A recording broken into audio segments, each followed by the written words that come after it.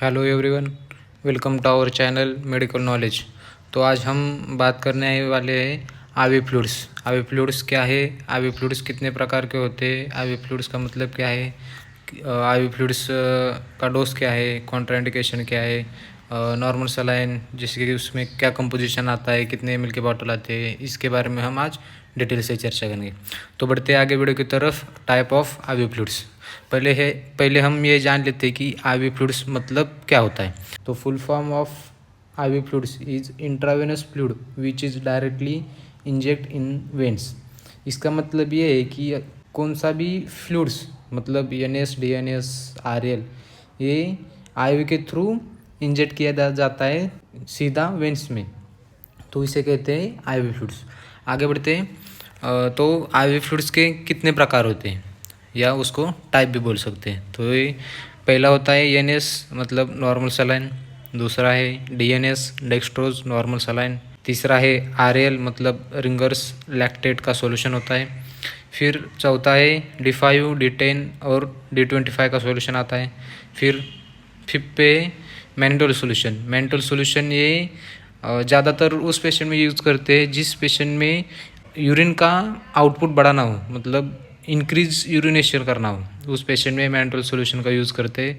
फिर 6 नंबर पे है आइसोलाइट। आइसोलाइट मतलब ज़्यादातर आइसोलाइट ये चिल्ड्रंस इसमें यूज़ करते हैं। तो आगे बढ़ते हैं हम नॉर्मल सलाइन के ऊपर। नॉर्मल सलाइन का कंपोजिशन। नॉर्मल सलाइन में 0.9% NaCl पाया जाता है और नॉर्मल सलाइन के 3 बॉटल आते हैं, जैसे कि आप देख सकते हो इस वीडियो में। 100 ml की बॉटल है, 500 ml की बॉटल है और 1000 ml की बॉटल है। ठीक है, तो आगे बढ़ते हैं नॉर्मल सलाइन की यूजेस के ऊपर। तो नॉर्मल सलाइन का यूज़ आप किस कंडीशन में यूज़ कर सकते हो, या अगर आपके पास कोई पेशेंट आता है तो उस पेशेंट को आप कौन सी आईवी फ्लूइड्स देना है और नॉर्मल सलाइन कब देना है, इसके बारे में अब हम बात करेंगे।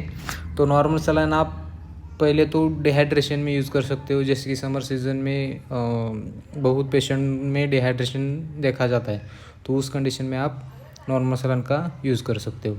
सेकंड नंबर पे है वुंड हीलिंग, मतलब किसी पेशेंट अगर कोई पेशेंट आपके पास ट्रैफिक एक्सीडेंट का आता है तो आप उसकी जख्म धोने के लिए आप नॉर्मल सलाइन का यूज़ कर सकते हो।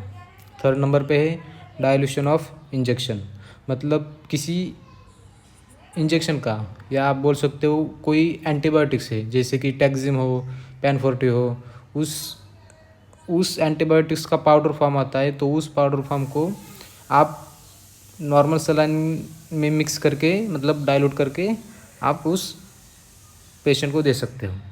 फिर चौथा है मेंटेन्स वाटर बैलेंस, मतलब किस वाटर बैलेंस को मेंटेन करने में भी नॉर्मल सलाइन का यूज़ होता है। आगे बढ़ते हैं डोज ऑफ नॉर्मल सलाइन के ऊपर।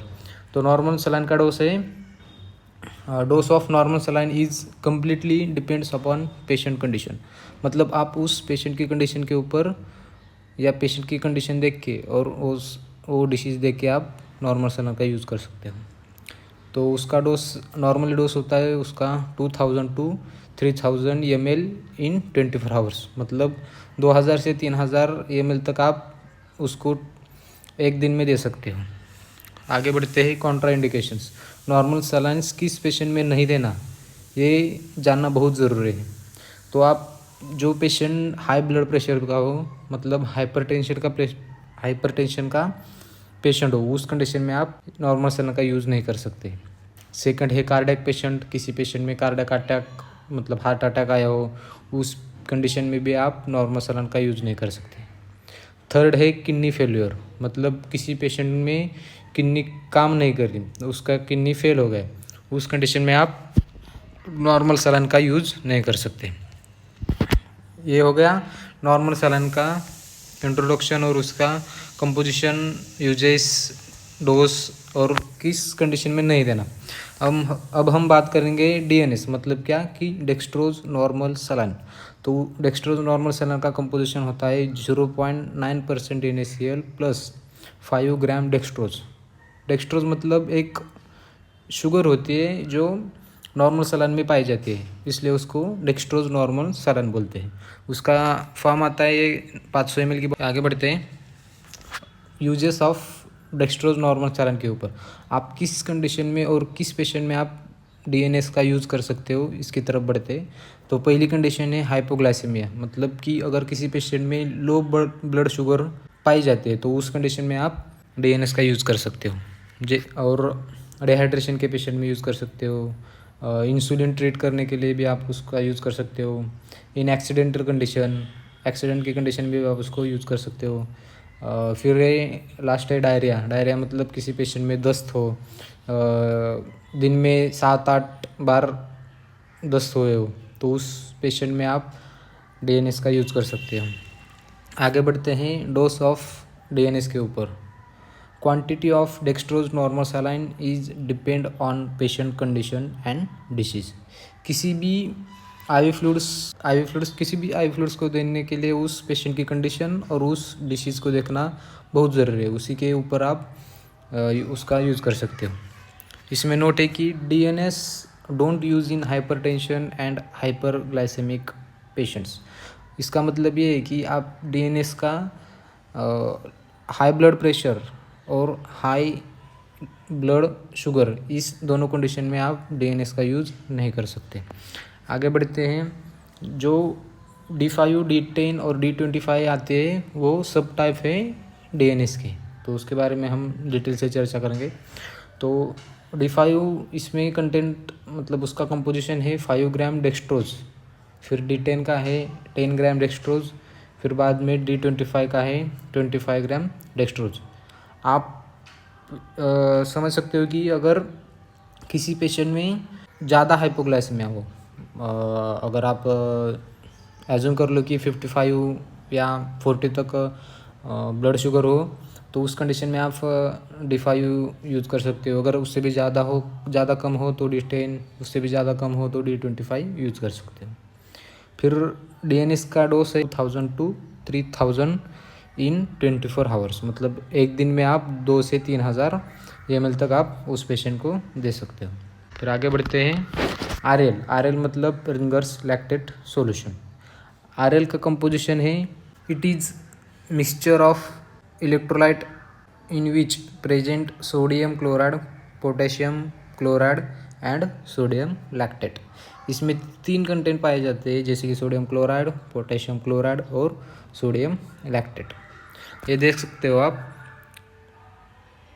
500 ml की बॉटल आती है आरएल की। फिर उसका डोज है depends upon patients condition and disease. इसका भी डोज आप पेशेंट की कंडीशन के और डिसीज़ के अकॉर्डिंग दे सकते हो। नॉर्मली आप 500 से 1000 ml तक एक दिन में दे सकते हो। फिर बाद में बात करते हैं यूज़ ऑफ आरएल की। आप किस कंडीशन में रिंगर्स लैक्टेट सॉल्यूशन का यूज़ कर सकते हो। पहला तो मोस्टली इंपॉर्टेंट है, बर्निंग कंडीशन में आप उसको दे सकते हो।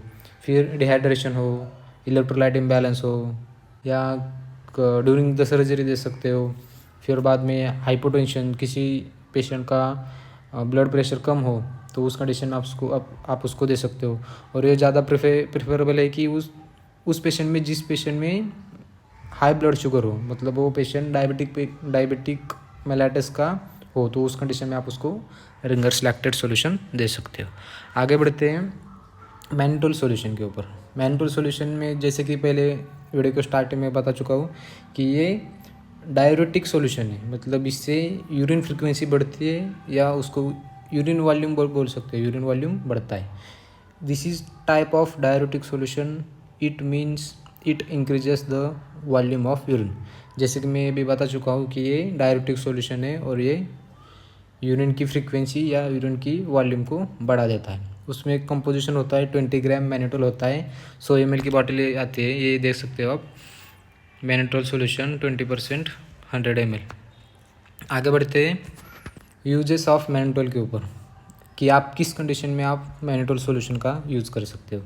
पहला तो है इंक्रीज यूरिनेशन, ये यूरिन की फ्रीक्वेंसी को बढ़ाता है, यूरिन की वॉल्यूम को बढ़ाता है। तो आप अगर किसी पेशेंट में यूरिन रिटेंशन हुआ हो तो उस कंडीशन में आप उसको मैनिटोल सॉल्यूशन दे सकते हो।